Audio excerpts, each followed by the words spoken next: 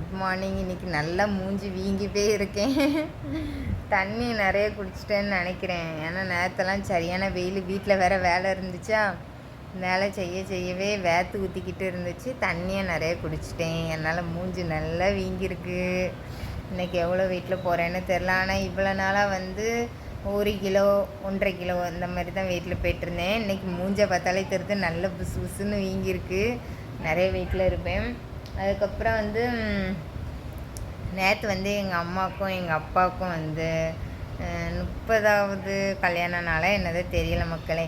Wish பண்ணணும்னு நினச்சேன், மறந்தே போயிடுச்சு.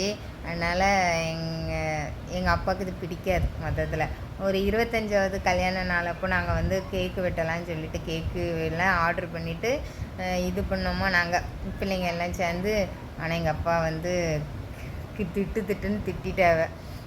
அதனால் அதுலேருந்து நாங்கள் அதை செலப்ரேஷன் பண்ணுறதே கிடையாது. ஆனால் நான் ஸ்டேட்டஸ் வைப்பேன், வாட்ஸ்அப்பில் ஸ்டேட்டஸ் வச்சுருந்தேன். இது 30வது கல்யாண நாள்னு நினைக்கேன். ஆமாம், எங்கள் அப்பாவுக்கு. அதுக்கப்புறம் இன்றைக்கி நேற்று நல்லா வேலை செஞ்ச டயர்டில் நல்லா தூங்கிட்டேன் பார்த்துக்கங்க. காலையில் 7:30 போல் தான் எழுந்திரிச்சேன். அப்புறம் ஒரு மாங்காய் இருந்துச்சு, மாங்காய் சாதம் செஞ்சுட்டேன். அதுக்கப்புறம் உருளைக்கிழங்க வறுத்து கொடுத்துட்டேன். அவ்வளோதான் மக்களே.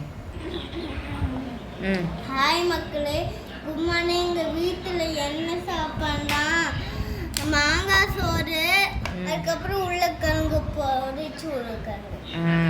இன்னைக்கு நாங்கள் டூஸ் அப்பா அப்படின்னா போடுவோம். இன்னைக்கு நானே எடுத்துட்டு வந்துட்டு எல்லாம் அம்மாவுக்கு. குட் பாய். அவளும் குட் கேர்ள் தான்.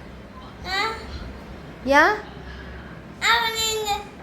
நீங்க கொண்டு கட்டிட்டீங்க அவளுக்கு. இப்போ நானும் உதவி செஞ்சேன். சரி, ரொம்ப தேங்க்ஸ் அப்பா. சோறு வைக்கிறேன். இந்த வீடியோ தெரிய மாட்டேனே. பாய். போதும்.